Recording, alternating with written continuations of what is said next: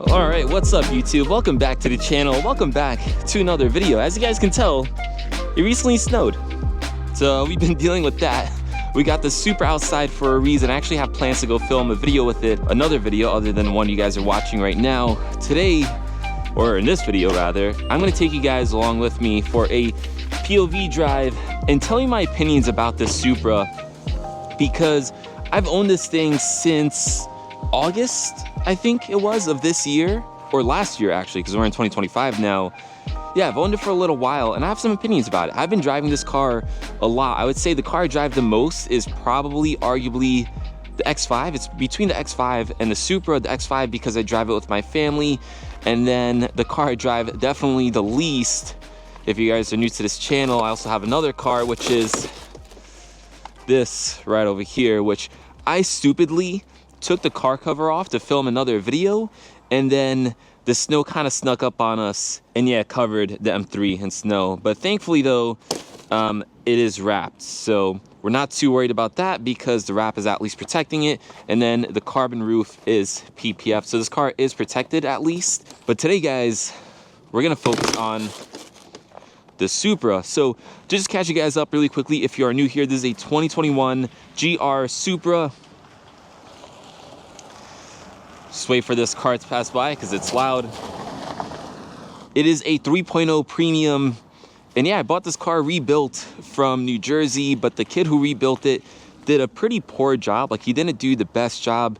We're still in the progress of refinishing everything, but otherwise we've done a whole bunch. We fixed up a whole bunch of mechanical stuff. We fixed up a whole bunch of like coating stuff. We did some window tints. We already did some mods to it, H&R springs, wheel spacers. We got a catted downpipe. We have an MST intake, a few other things. This isn't going to be a complete mod list, but just a quick recap if you guys are new here. So this isn't stock.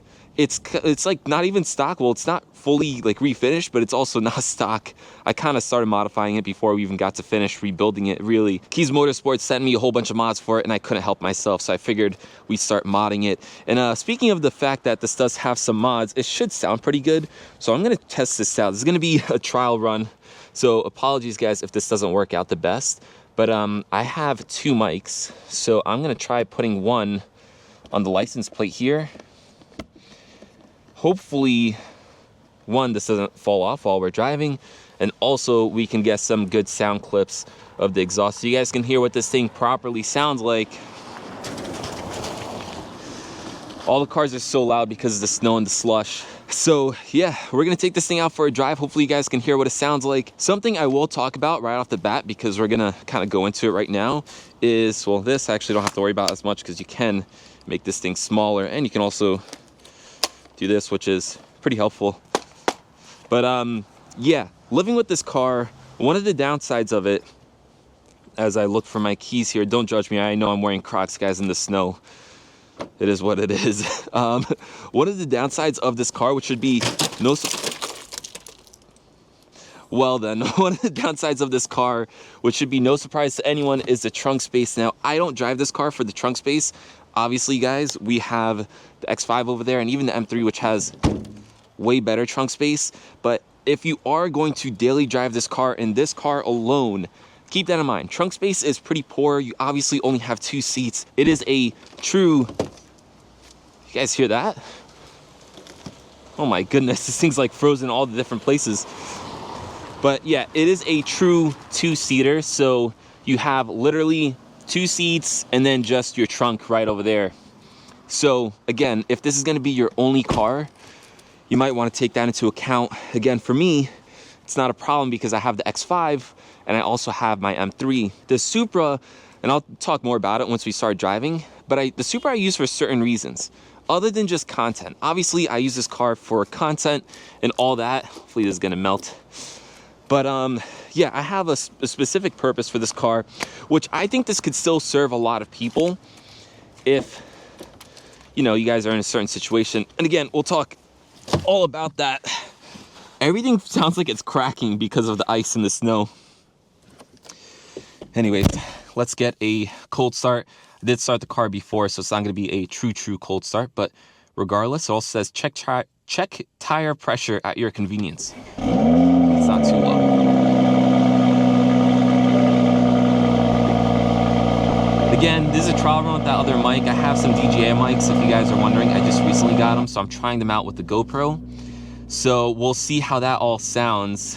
And hey, if it's good, maybe we'll do more. Anyways, like I said, guys, I'm gonna head over to a parking garage, hopefully to film another video, which you guys will see on my channel as well. And I figured, while I'm driving, I'm not gonna film it in my driveway for once because of all the snow and stuff. So hopefully we can find a parking garage, which is cleaner. But yeah, also let's see how well we can get out of this snow and slush in the Supra. Let's adjust this here a little bit. Oh, not bad.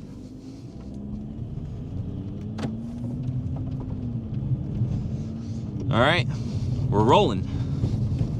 So like I said in the beginning, I had this car for a little while now.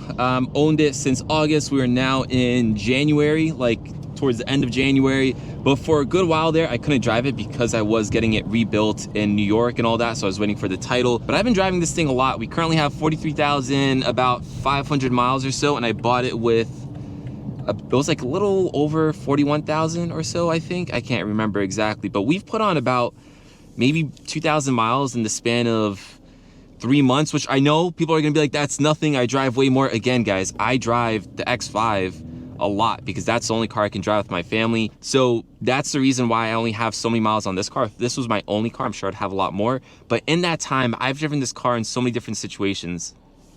I've driven it daily driving to work, which is kind of gonna bring us back to what I was talking about before. Why is people going so slow? See if we can go around this bus. But yeah, so I've driven this thing to work, and that's where I drive it the most, I would say, other than for content and things like that. Like in terms of my personal life driving, that's where I drive it the most, because this thing is a great car just to drive day to day, in my opinion. Now, obviously, certain circumstances, I can't speak, certain circumstances are gonna be tougher than others, right? This is a rear-wheel drive, small car. So in a situation like we're dealing with today, where it's snowy, it's icy, it's slushy, it's not the best. We also have some pretty cheap summer tires on this thing right now. So I'm sure with some winter tires, it would do great, but you do have to keep that in mind. A rear-wheel drive car with a decent amount of power like this, you know, any bit of torque, you can go spinning.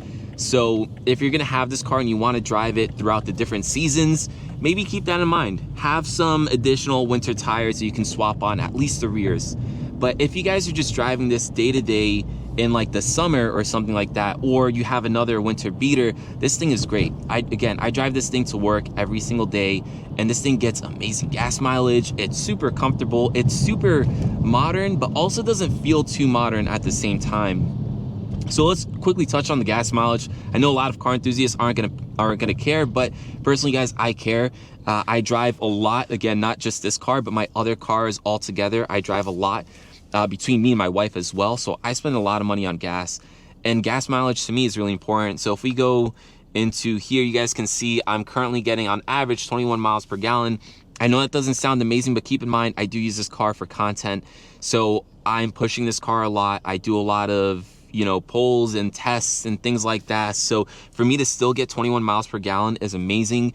If I'm just isolating a single trip, I can get upwards of like 36 miles per gallon, which is crazy. So if you guys didn't know, this is the B58. If you're watching this video, I'm assuming you know this is the legendary BMW B58. So it's a 3.0 liter, 6-cylinder, single turbo. It's a twin scroll, but it's a single turbo, you know, inline six. This thing is very reliable. It makes great power. So from stock, it's about 380 horsepower. To the crank, if I had to guess, and we are gonna be testing this actually, so stay tuned to my channel if you guys wanna see all this. But yeah, it makes, I'm gonna guess like maybe 340 to the wheel. Someone can correct me if I'm wrong. Again, we will test that. We'll actually put this thing on a dyno. But it makes a good amount of power for a car, you know, that's still so reliable and still gets such good gas mileage. So yeah, guys, I think this thing is great. Like if you're just driving this thing, you're just cruising with it, you know, in terms of its practicality, it's very practical. The gas mileage is great. Again, like I was saying, it's very reliable with the B58.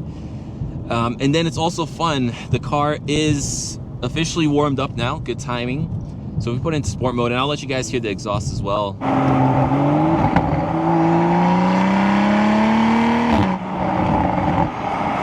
hopefully the mic is doing well back there, but it is getting a little squirrely and people are jumping in front of me. So we're not gonna go too crazy, guys. This isn't gonna be that type of POV drive, more of like a cruising and talking. But yeah, overall, super practical car, reliable, great gas mileage, comfortable. This thing has some great features. It has blind spot monitoring. It has Apple CarPlay. It has a touchscreen, which is nice. Obviously, this is a Toyota, but in actuality, it's a BMW. Like, it has all the BMW controls, which I absolutely love. If I can show you guys while I'm peeking through the camera. But yeah, so it has all that great stuff. And then it has other things like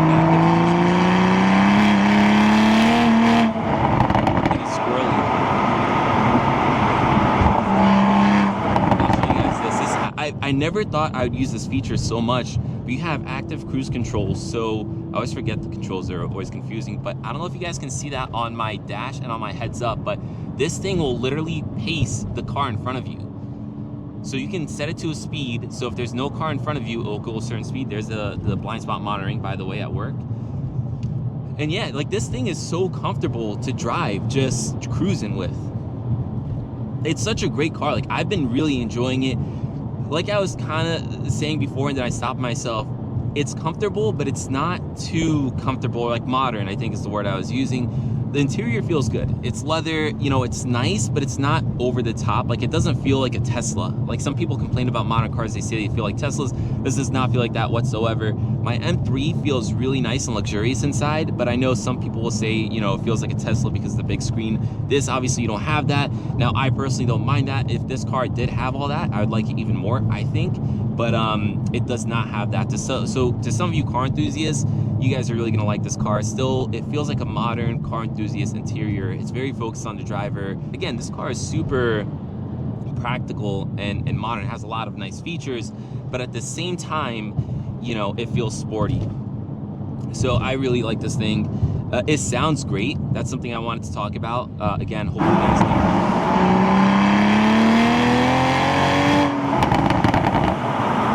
Hopefully you guys can hear it, and the mic is, again, doing some justice, but it sounds great.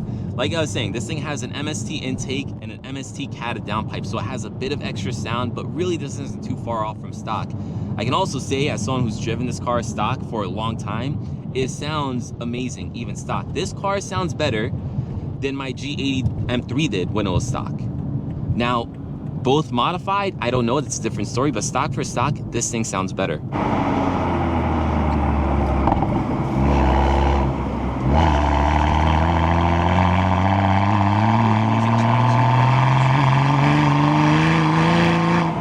The car can't find traction. Again, guys, if you're gonna drive this thing year-round, I would highly suggest good set of winter tires, because these summers are not it. It's honestly dangerous. I waited until I knew all the roads would be clear. The sun is out, snow is melting, so it's not too sketchy. But yeah, earlier today I actually had to drive to my mom's house, and no surprises. I don't know what it's sensing over there on the left so much. Must be some snow. Sorry about that. Oh, that's another thing I should mention. This thing obviously has sensors, it has a backup camera, so it has all the modern features, right? Which should be obvious, but I'll just mention it if you guys didn't know that. Okay, sensors, stop, you're bugging out. But yeah, so I had to drive to my mom's house and I took the X5. I did not take this. So, you know, if you're gonna drive this year round, definitely get a good set of tires. But if you guys live in a warm environment, you know, maybe you don't even need that, or if you already have another winter beater. But overall, just driving this car is great. Driving it for fun is absolutely amazing. Now, again, for point of reference, I've owned a few like fun cars. Nothing too crazy, but I've owned a 435, a 330i, the G80 M3, which I still own. And I have to say, this is by far the funnest car that I've driven. I don't think it's necessarily the power that makes it so fun. I can't see the red light there. It's not the power that makes it fun, because this is definitely not as fast or as powerful as my G80 M3, at least not in its current form. We will be doing some stuff to this car. But anyways, in its stock form, it is definitely not as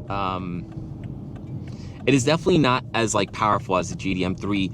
But in my opinion, this thing is more fun. Now, I think part of that is, you know, one, rear-wheel drive, two, just the sheer size of this Supra. It feels, when you're driving this thing, you feel like you're driving a sports car. By the way, don't worry, we'll try to get some good tunnel sounds. If we could avoid these, they put speed bumps all over this thing. The handling is amazing, by the way. Whee!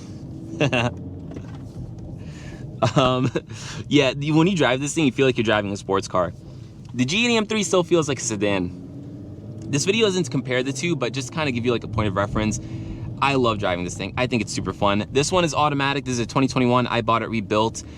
You can get these with manual. Remember that, guys. Like, and personally, I feel like these cars are gonna hold some crazy value in the future, especially the manual variations. I think the automatic ones, there's clearly some snow on the side of the car that's making these sensors bug out. I bought this thing for 28K. I don't think I said in this video. If you guys watch my channel, you'll know, but I bought this thing for 28K.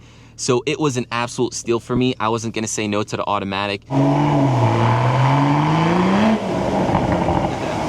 Had to get you guys some sound clips. All right, I think this is a good spot. Let's go check on that mic and make sure it didn't fall off. Man, I love the way this thing looks. The way that it looks, the way that it drives. Let's see. Yep, mic is still on there. Hopefully we got some good audio. If not, forgive me, guys. I'm trying this out. I'll do it better next time, if anything. But yeah, hopefully you guys enjoyed that quick POV. I'm gonna start filming my other videos soon, but just, again, to wrap it up, overall, this is a great car to drive. I think it's a great daily driver, but just keep in mind the obvious things. It's rear-wheel drive. It's a two-seater. Like, if you guys are a young college kid, or I don't even want to say high school kid, because if you're in high school, you probably shouldn't be driving a car like this. But if you're like a college kid or a single guy, single girl, man, this car is great. If you're not gonna have people in your backseat anyways, if you live in a warm climate, if you can get some winter tires, this is an absolutely amazing car. It's super reliable, has great gas mileage. It's fun, it's fast. You can make these things so much faster as well. You can even do, if you really wanted to, if you don't want to do like a full exhaust system or something, you can do a catless downpipe. Again, I did catted, because this one's ECU is locked, so do keep that in mind, guys. 2021 and up is locked, or at least most of 2021.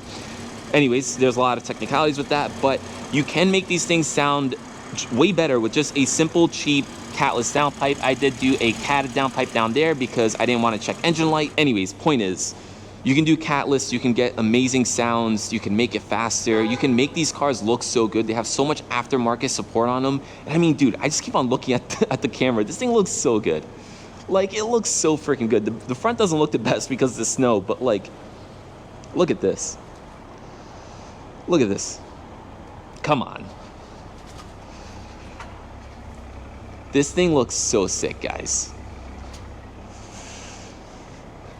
Yeah. Anyways, amazing car. I love this thing. This has been a dream car for me personally. Ever since they came out, I thought this was such an amazing car. I love the fact that Toyota designed it, but then BMW really did, you know, the actual engineering behind it, like the B58, all that type of stuff. I think it's a perfect combination. Like, you get the cool, exciting, eccentric looks of a JDM car, which German cars don't usually do.